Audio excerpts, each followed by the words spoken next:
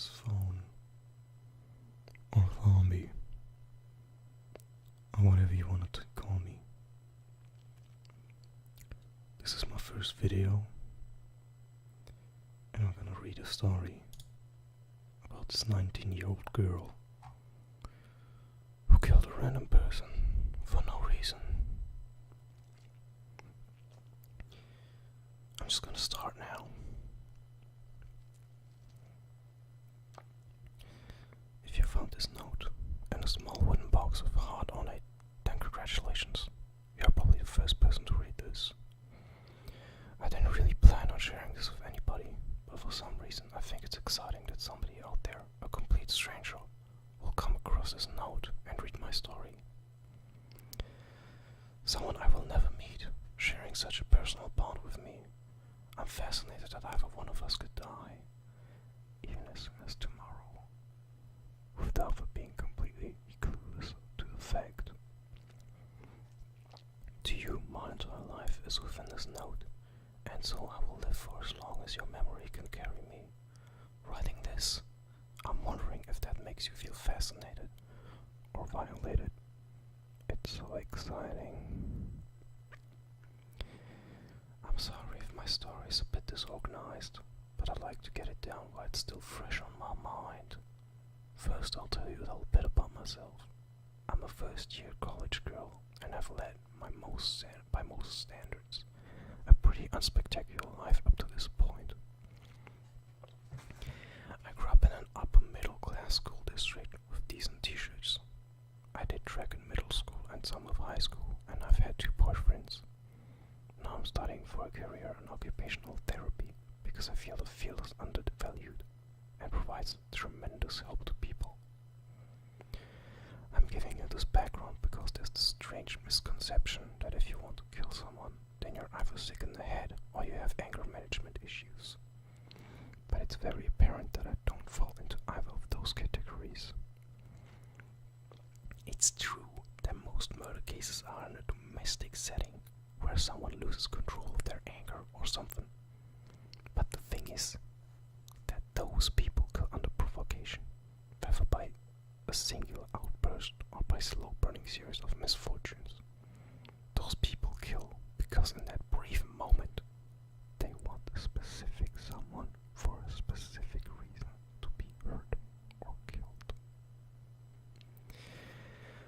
What I'm talking about is wanting to kill someone for no specific reason, maybe just to see what it's like. Do you ever get that? I wouldn't know how others feel because it's not something I ever talked about. But I've been curious about what it's like to kill someone ever since I was a child. Not killing anyone in particular, just a random person. It's always just fascinated me that if I put my mind to it, I can approach anyone and in 5 minutes they would be completely gone from this earth. But I've never done so for a couple of reasons. First of all, for most of my life, it was logistically impossible for me to do it without getting caught. I only got my driver's license a couple of years ago, and even then, the preparations would take too much time, definitely stirring suspicion. It was only once I started college that I realized this was no longer an obstacle. Another reason is that I was afraid of causing harm to many people. You might laugh reading that at how hypocritical it sounds, but let me explain. Why should I feel bad about killing someone if they're too dead to care? Who would I be feeling bad for? Contrarily, it's the grief of the living that I'd rather not be responsible for. Because of this, I knew it would take a good deal of research before finding a suitable person to kill. And I've never had the means to do so again until I started college. And now, having just experienced it, I'd say it was pretty satisfying in the end. Something I would try again? Probably not, since my curiosity has already been satisfied. It really wouldn't be the same a second time. But anyway, if by any chance you're also curious to kill someone, then you're welcome to take notes. Smiley face. Funny. Excuse me. I started a hobby of people watching soon after I entered college. People watching is interesting to me because it's taken one of the infinite extras in your life and turning them into a main character without them knowing, of course. It's so easy to forget that every single one of the hundreds of strangers you pass every day has a life story as deep and complex as your own. One thing I noticed about people watching and wanting to kill someone is that you are in more constant awareness of this. When I find a person to observe, their story slowly becomes more clear to me over time, gaps being filled. It really is amazing. I usually went to grocery stores on weekends. I looked around in people's shopping carts. If I saw something that interested me, I decided to observe the person for a little bit. Of course, since my goal was to find someone to kill, I ruled out anyone who had children or a partner with them. Wedding rings were another telltale sign. So, maybe once a weekend I would find someone who would fit my criteria, at which point I would follow them home and note their address. From there, it became incredibly easy to investigate a little bit more. Most people have normal work hours, meaning I could spend afternoons going through their mail or looking around in their house. I repeated this with several people and had one close call. But for varying reasons, I didn't really feel satisfied enough with them to kill any of them. I started getting a bit impatient and thought that I might just settle for killing the man named Devon, even though I didn't really want to kill someone wealthy. But then I came across someone new, someone who just felt perfect. The feeling of only strengthened as I investigated her further, and I knew that she would be the one for me to kill. A young-looking woman I met at the grocery store, as per usual. She was doing some light shopping with a basket. Her hair was wavy and dark brown, setting inelegantly on her slumped shoulders and surrounding her tired-looking face. Her bare fingers told me she might be single, but beyond that, my gut was almost certain of it. This woman just seemed so plain, really. I guess I felt a greater acuity for the personal lives of strangers ever since I started my people watching. But the way she carried herself, I just got the feeling that if she suddenly died, nobody would be around to miss her.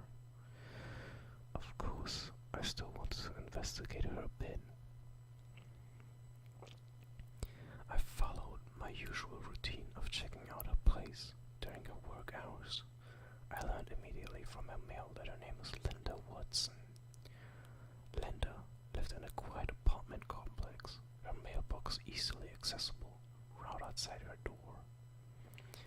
Instead of quickly shuffling through it, I decided I could take her mail back to my dorm and return it before she was finished with work. She only lived about 15 minutes from me. I did some research and learned how to open a reseal and I learned how to open and reseal the envelopes without damaging them, which took some technique along with a hair dryer, rubbing alcohol, and Q-tips. This made it easy for me to learn a little more about her. Linda was a 33-year-old woman who worked for a small accounting firm. I'd rather not name the place outright. Her birthday was December 11th, which conditionally was approaching in a couple weeks. Coincidentally, was approaching in a couple weeks. I'm sorry. I also managed to find a bank statement that gave me a nice look into how she's been spending her past month. It was at this point I realized that my assessment of Linda Watson as an extremely plain woman was pretty spot on, because there was absolutely nothing interesting on the list. A trip to Old Navy, a bunch of Starbucks, something about $40 from Amazon,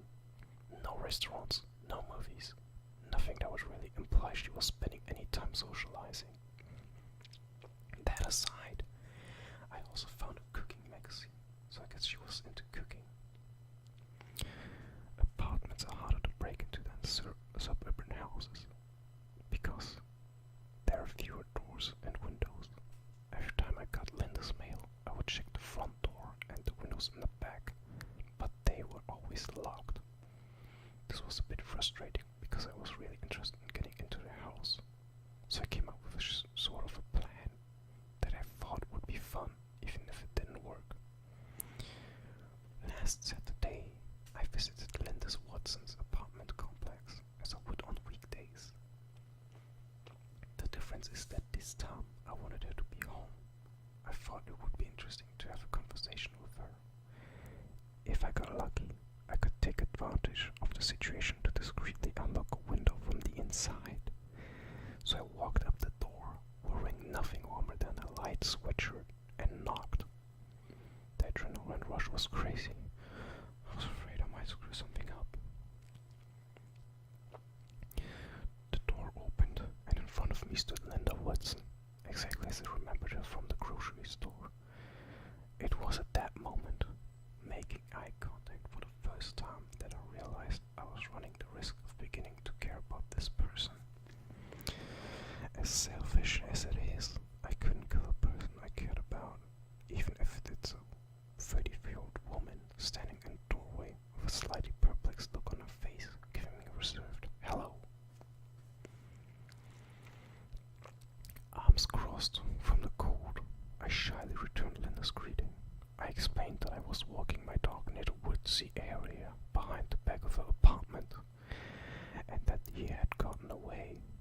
I had been looking for my dog for an hour, and was wondering if Linda may have seen him roaming around.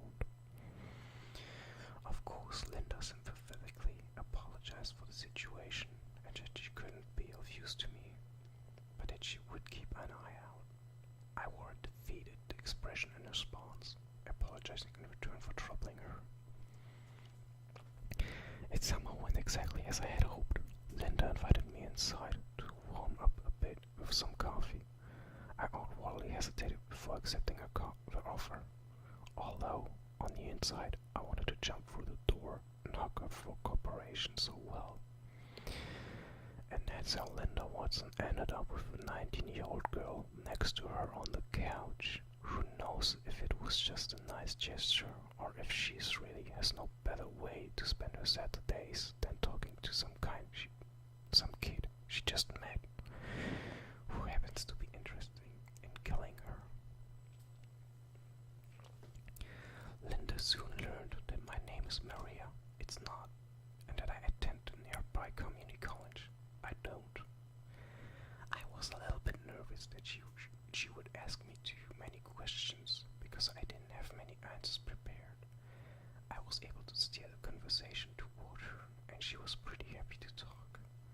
I asked what she does, and she told me that she works for an accounting firm I already knew about, communicating with outside clients and keeping records.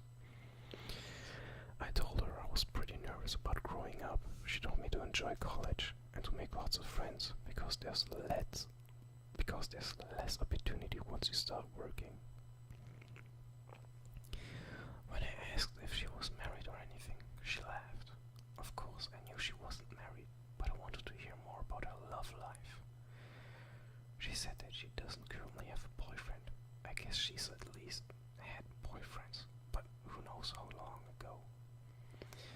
When I asked her about kids, she said she doesn't want them until she gets a better job. On top of that, she told me that her family has a history of some genetic diseases, such as arthritis and depression, which she is afraid to give her to her kids. It's funny that she mentioned that, because when I asked to use her bathroom, I noticed a tube of prescription pills on the sink. It was labeled duloxetine, which I looked up later and discovered that it is in fact an antidepressant. I had a joking thought that maybe by killing her I'd be doing her a favor, but quickly decided I was a terrible person for coming up with that. The rest of the visit was pretty dull. We talked about food and some other mundane stuff before I excuse to leave. I didn't get the chance to unlock a window or anything like that, but I didn't really feel the need to go through her apartment anymore. As early as the drive back to my dorm, I was already thinking about how I would best like to kill Linda Watson. The choice was between effectiveness and fun. I decided to go with fun, because it would be way more satisfying to kind of dissect her as I killed her, rather than just getting it done and calling it a day. Fast forward 1 week to December 13th, today actually. Linda Watson turned 34 2 days ago. I made a fun little wager with myself where if Linda was spending her birthday weekend alone, I would pay her a visit and kill her. If she was out or had company, I would stop by next week or something instead. So this morning, I drove over to Lowe's and bought an axe. Again, I expect you're laughing, but that's also kind of the point. An axe is a kind of cliche and a movies thing that I actually thought it would be most fun. Swinging it at someone and everything, it's a really entertaining image. They actually had a bunch of different axes, so I picked one that had a good weight, but it was still light enough for me to swing quickly. The drive after getting the axe was when the adrenaline really picked up. All that kept going through my mind on the way over was, wow, I'm really doing this. Not in a bad way, just like a surprise, this is real life sort of thing. I also got this strange rush of recollections of the time I spent with Linda. It was like my life was flashing before my eyes, except it was just a rather mundane hour I spent with Linda, like snippets of our conversations, the sound of her laugh, her facial expressions and stuff. I also wondered to myself what the crazy serial killers would be feeling at a time like this. Schizophrenic delusions, sexual buildup, I have no idea. But what I felt was kind of ridiculously alert and numbing the senses at the same time. However, that's possible. Before getting out of the car, I had the sense to stuff the axe into my backpack to look a little less ridiculous walking across the parking lot. The handle was sticking out, but that didn't really matter. At that point, my heart was pounding so hard I could feel my throat throbbing. I tried controlling my breath, but it's really hard to not breathe fast when your heart is pounding like that. I reached Linda Watson's door and quietly put my ear to it after sitting down my backpack. I heard a voice that wasn't hers. Company. No, it was just a TV, mixed with her occasional tapping footsteps behind the door. I actually kept my ear there for a really freaking long time because I wanted to make absolutely sure nobody was over. Probably 10 minutes of that, and a lot of reassuring myself convinced me. I quietly opened my backpack zipper and held the axe in my hands, my fiercely shaking hands. What the hell was this kind of reaction that my body was making? I told my body to shut up. That's it, no big deal. But of course, it wouldn't listen. It was actually bizarre how much my hands were shaking. It must be the adrenaline buildup. I rolled my eyes at myself and got my hand to rest on the doorknob. If it's locked, I'll knock. It'll be basically the same. I took a deep breath and forced my muscles into action. I swiftly turned the doorknob, not locked. In one movement, I opened up the door and slipped inside. Linda Watson was just a few steps away into the kitchen. I see. She was in the middle of cooking. She immediately jumped and turned around, startled. I expected that. Quickly, I let go of the doorknob and adjusted the axe into both hands. In the following split second, I realized that she would probably start to make a lot of noise. Looking back, I'm an idiot for not considering that. Just as Linda's mouth opened to speak, maybe even started speaking, I forcefully swung my axe into the side of her. But my axe was facing backwards. I heard that split second, I somehow decided that it would be the way to keep her noise to a minimum. It actually worked. I felt barely any resistance in the swing as I collided with her head, knocking it clean aside. Linda's half-formed syllable came out as a kind of weird grunt. A noisy exhalation is probably the best I could describe it. That happened at the same time as her head smacked into the cabinet from the force, and she fell backwards without any ability to keep her balance. I didn't hesitate at all to keep swinging at her while she was half lying down on the ground, this time my axe facing the right way. I didn't really know where to swing, so I kind of just started hacking at her collarbone area and chest. It didn't feel like the axe was going too deep, but it was a nice thunk sort of sound every time the axe embedded into her. I even felt a soft sinking sensation ripple into my hands, like the axe was a kind of physical extension of my sense of touch. On a whim, I swung once at her throat, but most of the swing actually missed, and I hit the floor by accident, causing a loud dull whack to resonate through the apartment. I didn't have time to think about it. I swung again with better aim and got a more centered hit, feeling the bone or cartilage or whatever is in there, so I must have split it open. Right after that, I decided to swing at her face, and I got this diagonal cut along her nose and mouth, which felt pretty good, so I did it once more. I finally briefly stopped to survey the damage.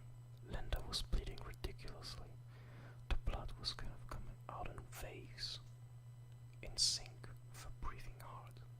Probably. It was pulling all around her and riding along the cracks between the tiles. Her light blue shirt was all torn up and stained dark, kind of mixed with a fleshy mess around her chest.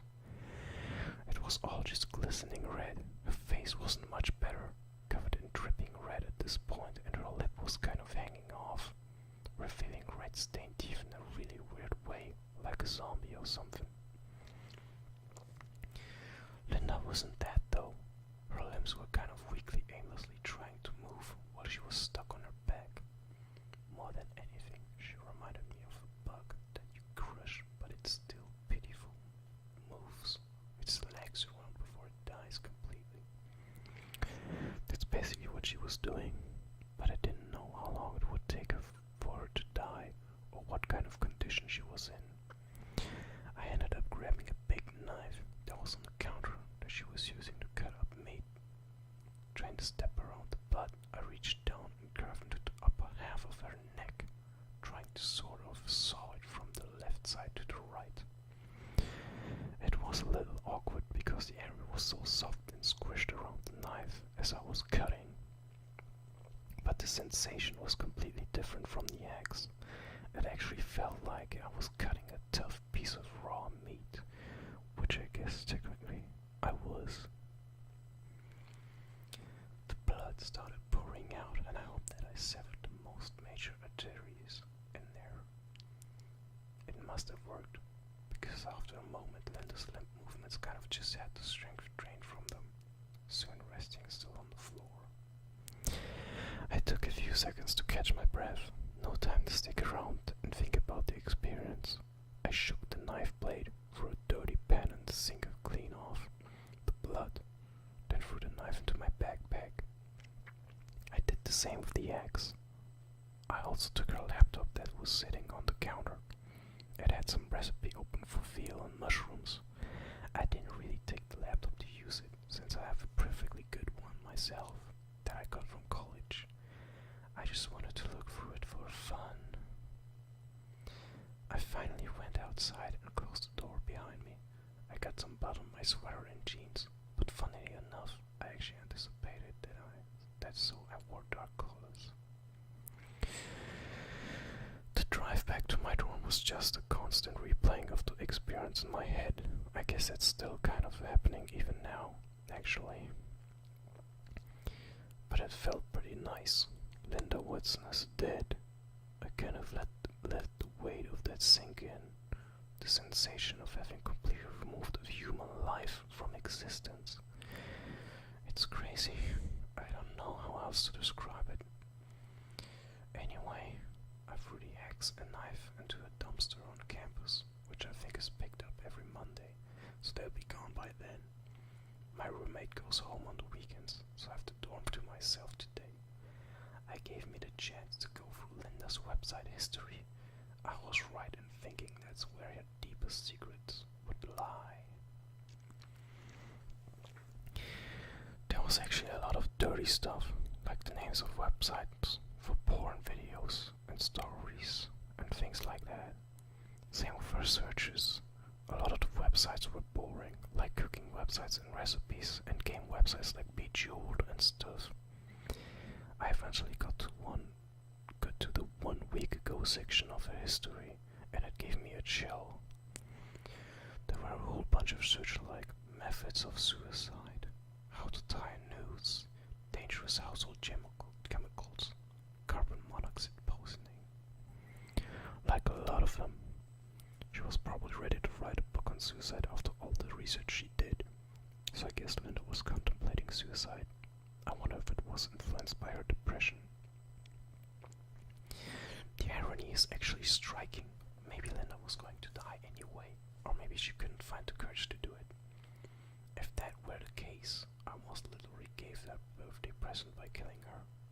It's actually really comical in a messed up way. It leaves a weird taste in my mouth. The part I don't get is that I didn't see any of these searches up until the 1 week ago section. Nothing more recent than that. I ended up throwing the laptop in a dumpster with the other stuff. It's been a few hours since then, so I've had some time to calmly think about everything. Like I said, it was pretty satisfying, and I'm glad I finally got around to it. I feel like I can finally cross it off my bucket list, or like I'm trying to lose sense of myself. This is probably the first and last time I'll write the name Linda Watson. It's back to living a normal college life, except I might do some people watching every now and then because it's definitely fun and interesting. But I always wonder how many people there are like me. I'm sure there has to be a lot, because there is just nothing strange about me being curious about killing someone. Sadly, it's something that people can't exactly just talk about, so I guess I'll never know. I'm sure that anyone would just lie about it, even if you ask them. But you can't help but wonder if that person in the grocery store who stares at you as you pass by might be considering what it would be like to kill you. If I could, I would tell them all about it, so they could decide for themselves. But who knows? Maybe I got lucky and that person is you.